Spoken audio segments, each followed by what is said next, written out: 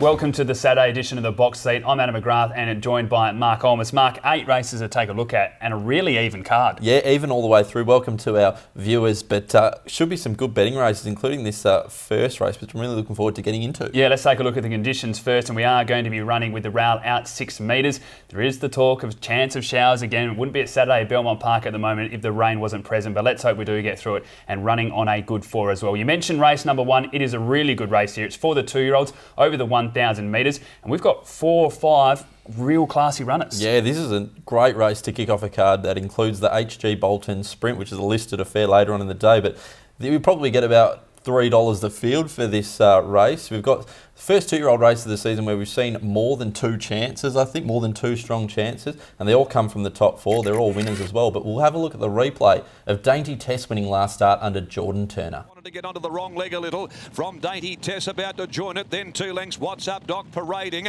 down on the inside, then came DELLAVEDOVA. The favourite now draws alongside at the 200 of Invincible Mode. Dainty TESS moves a length in front. Invincible Mode is sticking on. They've got the others well and truly covered. Dainty TESS though going a bit better than Invincible Mode, and it's Dainty TESS. She did some work but beat Invincible. Strong performance there by Dainty TESS. She's built up a really nice career because at the start there was question marks about her ability with the trial form and form surrounding her, but she's put them to bed. She's already won $150,000 now. 7 starts, 4 victories and 2 seconds. The biggest thing as well is take a look at who she beat last start, Invincible Mode, which came out and won at Belmont Park on Wednesday as well. Barrier 5, 56.5 kilos. There's enough speed in this race. She should get a really nice run throughout, and we know that she's got that strong turn of foot. Nearly 250,000 with those West Speed bonuses, Adam. An amazing effort by Dan Morton and the team. They just placed her so well. Jordan Turner was 3 wide on her last start, but had her cruising, and she was just far too good for that field. And as you mentioned, Invincible Mode, the form has been franked. Number 2, the Celt. Now, last start, I actually really liked the run when being beaten by Iron Bodica. Had to carry an extra 2 kilos.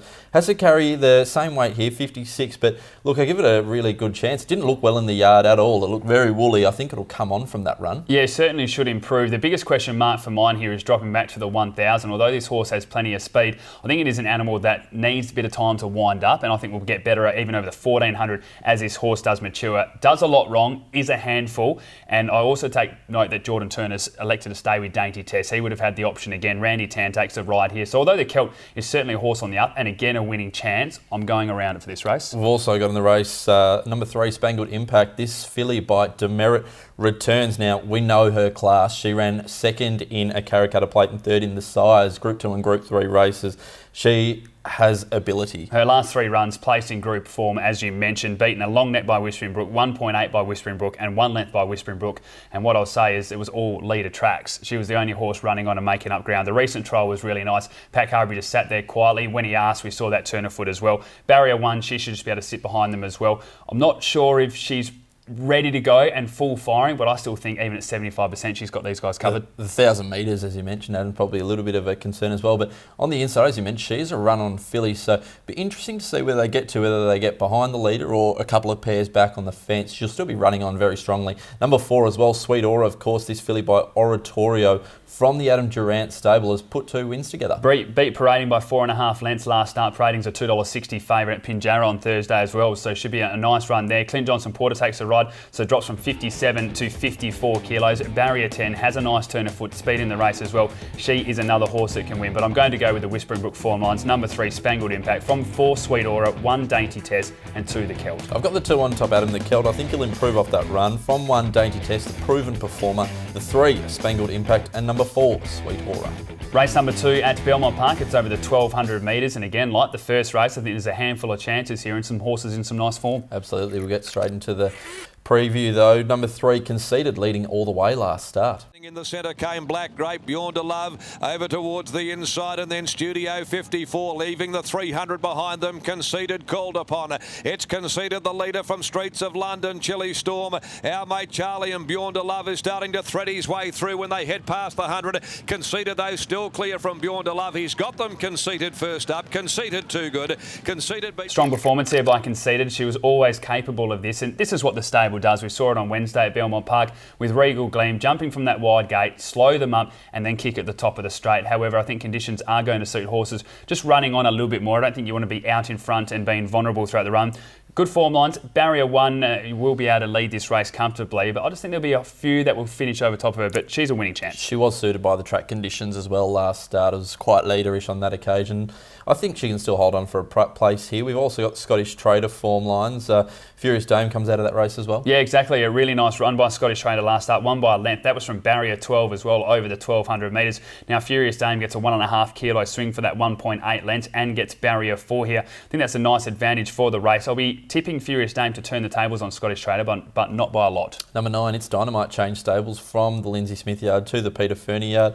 In the Kalgoorlie race last week, behind SNITZALONG, the Magic Millions race was okay. Yeah, it was okay. I'm just starting to wonder when this filly is going to put it all together and get the job done. Keeps running okay, but isn't winning. 52 kilos though, barrier 11, will get back and show a nice turn of foot again. Another chance in this race, but I'm going to go with number 5, Universal Moon, which is now second up. It didn't have a trial before that first up run. From number 2, Furious Dame, 6, Scottish Trader, and 1, Dendee. I'm going the 9 on top, Adam. It's Dynamite sticking solid. From the 8, Forever Diamonds. Number 1, Dendee, and number 3, Conceited.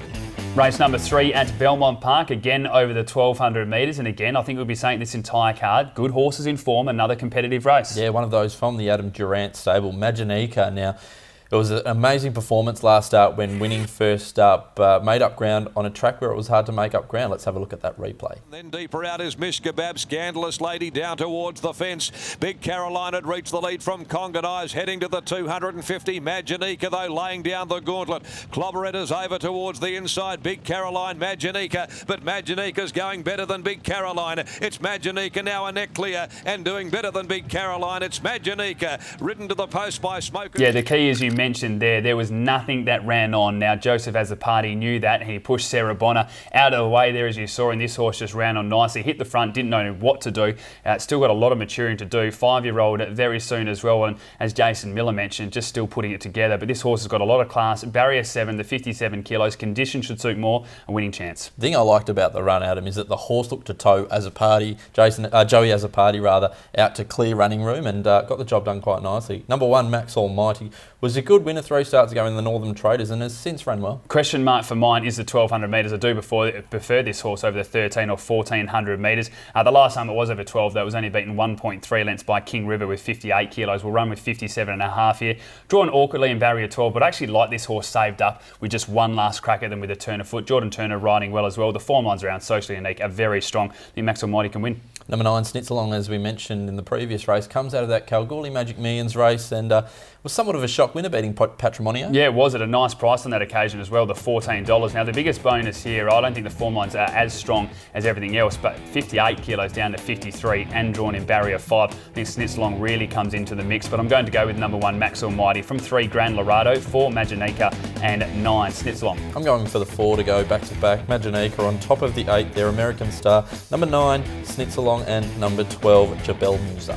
Race number 4 at Belmont Park. It is over the 2100 metres, an intriguing staying race here. Plenty have been going around against each other, and I'm looking forward to this one. Yeah, it should be an interesting race, Adam. Number 12 is our replay horse, Ready to Fire, running 3rd last start behind the Flirt. The top of the home straight, they're followed by the Flirt, starting to wind up down the middle with its run as well. Then Present Arms at the 250. My Magic Miss, tackled by Drooper. Here comes the Flirt. Verdello Blue sticks with him though. The Mudlarks together, but the Flirt, he lets down, put the flippers on, and away he goes. It's the Flirt, now out by 3 very quickly on Verdello Blue. Drooper loves the going and draws away the Flirt to win it by about 3.5. It was a nice run behind the Flirt on that occasion. The one thing I'm a little bit concerned though when looking is its best form has been on rain-affected tracks. 1 from 1 on a slow track, and that was on a heavy track as well, and ran into 3rd nicely. Clearly a swimmer ready to fire and enjoys that, but now drops to 55 kilos, gets a nice draw of barrier 4, and is a proven stayer in the past as well. Justin Warwick, we know how he goes with these stayers, so I think it's certainly in your top 4. Absolutely. We've got in the race as well, number 3, Don't Get Caught, last start behind Thunderclap Newman.